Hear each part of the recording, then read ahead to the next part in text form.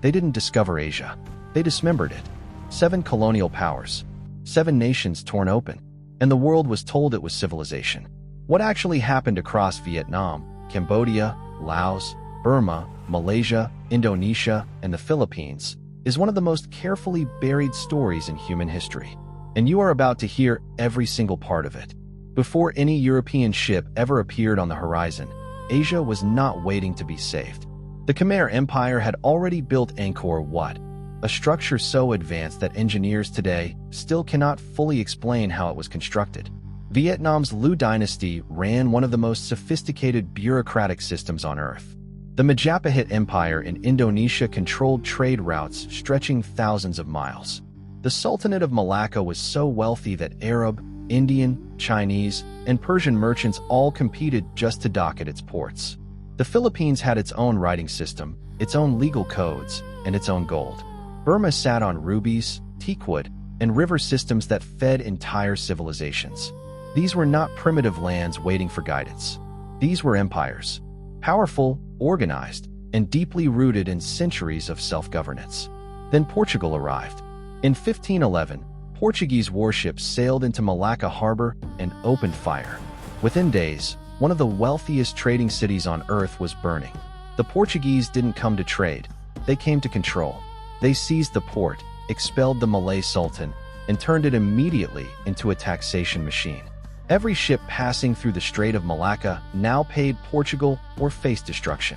Spain followed, but they went further east. In 1565, Spanish galleons entered Philippine waters and never left.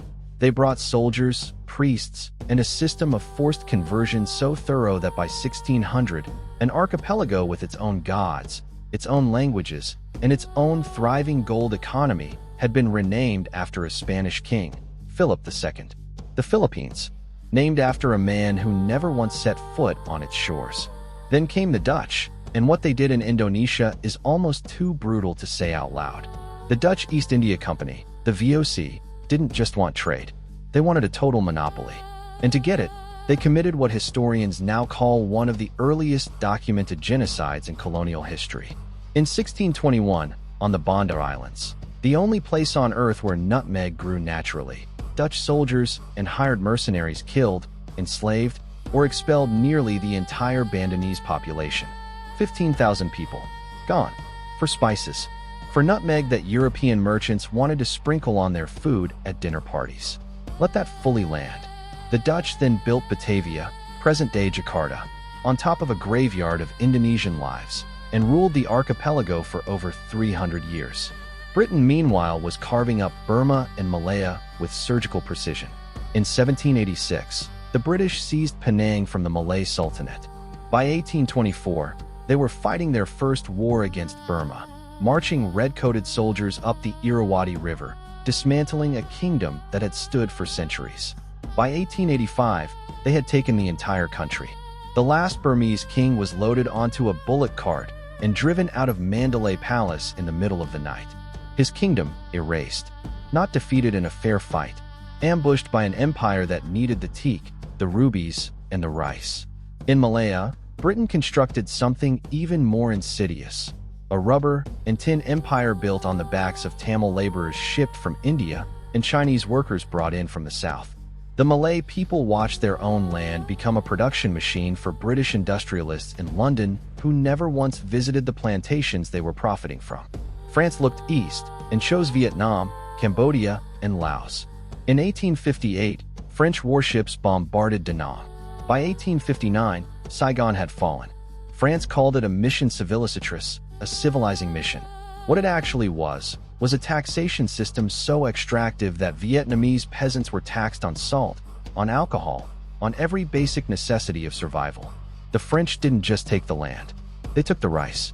They dismantled traditional village governance. They forced Vietnamese children to study French history in French schools while their own history was deliberately erased from official records. Cambodia and Laos followed, folded into what France called Indochina, as if 5 nations with thousands of years of separate history were simply one convenient administrative block. Then, just when you thought this story couldn't get any darker, Japan arrived. In 1940, Imperial Japanese forces marched into French Indochina. They didn't expel the French immediately. They struck a deal. The French administrators kept their desks. Japan kept the rice, the rubber, and the military position. Vietnam was now being bled by two colonial powers at the same time. By 1944, Japan was losing the Pacific War and needed resources desperately. They seized Vietnamese rice stockpiles to supply their military operations. The result was the Vietnamese Famine of 1945. Between 1 and 2 million Vietnamese people starved to death in the same fields their ancestors had farmed for generations, while Japanese military transports loaded the grain. In the Philippines, Japan's occupation produced the Bataan Death March, 1942, when 76,000 Filipino and American prisoners of war were forced to walk 65 miles in scorching heat with no food and almost no water. Thousands died on the road. Those who collapsed were bayoneted where they fell. This is what colonialism looked like. Not progress, not civilization, not development. Starvation, massacre, exile, and extraction, repeated across 7 nations by 6 colonial powers across 4 centuries. And here is the part that should disturb you most. When Japan surrendered in 1945, when the war ended and Asia stood up, the Europeans came back. The Dutch returned to Indonesia and launched military assaults they actually called police actions to crush the independence movement Indonesians had declared the moment Japan fell. Britain returned to Burma and Malaya. France returned to Vietnam, Cambodia, and Laos, and triggered a war that consumed millions more lives over the next 30 years.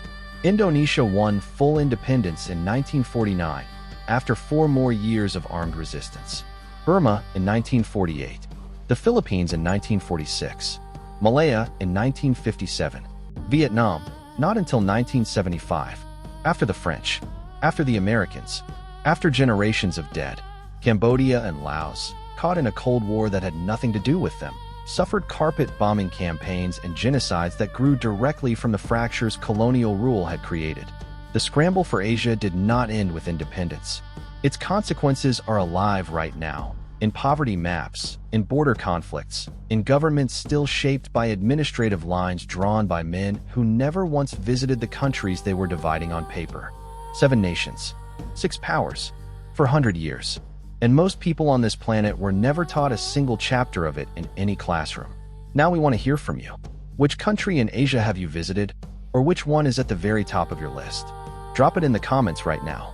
We read every single one. If this video opened your eyes, share it immediately. Every share puts this truth in front of someone who was never told it. That is not a small thing. That is how buried history gets brought back into the light. Find us on Facebook, search out Archive, and leave us a review telling us what you think. That review helps more people find this content. And subscribe to this YouTube channel right now, because we are just getting started. We are about to pull the curtain back on corrupt politicians and decisions governments made in secret that changed millions of lives forever. The history you were taught was edited. We are restoring the pages that were removed. Subscribe, share this video, leave a comment, and come back, because what we are releasing next will hit even harder than this.